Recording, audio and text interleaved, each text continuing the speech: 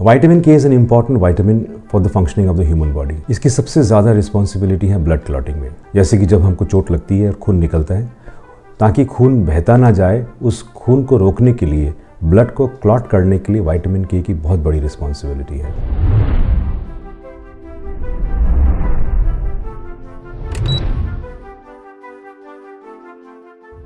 Vitamin के दो किस्म के हैं। Vitamin K1, this is usually found in green leafy vegetables and it has the prominent role in blood clotting. And vitamin K2. K2 is usually produced by the gut bacteria. It is also found in some fermented foods and it has mainly a role in bone building as well as in heart health. What vitamin K does is it removes calcium from the bloodstream and deposits it on the bone and teeth so that bone and teeth become healthy. Because it removes calcium from the blood, calcium, which can be a source of plaque formation or blockage of blood vessels, gets removed, so the heart pumps better and chances of developing heart disease become less. Vitamin K is a fat-soluble vitamin. So for the absorption of the vitamin from the gut, presence of oil helps the absorption.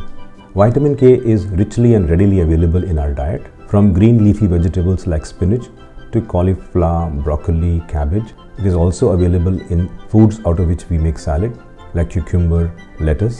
It is available in green herbs like parsley and basil.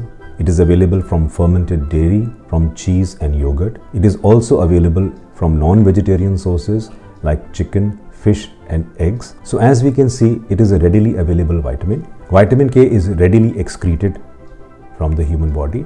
इसलिए ओवरडोजेज में ज़्यादा खतरा नहीं है, क्योंकि तुरंत ही body उसको बाहर फेंक देती है। एक ध्यान देने वाली बात है कि जब इन्फेंट पैदा होता है, काफ़ी बार देखा गया है कि उसका विटामिन के लेवल लो होता है।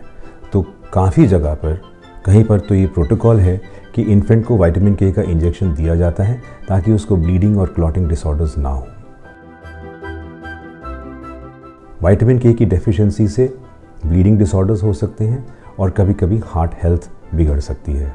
विटामिन के की डेफिशिएंसी बहुत रेयरली होती है। विटामिन के डेफिशिएंसी उन्हीं लोगों में होगी जिनमें कोई इंटेस्टाइनल अब्जॉर्प्शन प्रॉब्लम हो, जैसे कोई क्रोन डिजीज़ हो गई या कोई एंटीबायोटिक बहुत लंबे टाइम तक ले रहा है। उससे क्या होता है, एंटीबायोटिक जो गट का गुड बैक्टीरिया है जो विटामिन के बनाता है, वो एंटीबायोटिक उसको वॉश आउट कर देता है और बॉडी फिर विटामिन के में डेफिशिएंट हो जाती है। ज़्यादातर देखा गया है natural food sources are a much better and richer source of vitamin K than supplements. हमको सप्लीमेंट की ज़रूरत नहीं पड़नी चाहिए। With over 1 lakh medical experts and the facility to teleconsult, experience clinic-like consultations on Practor.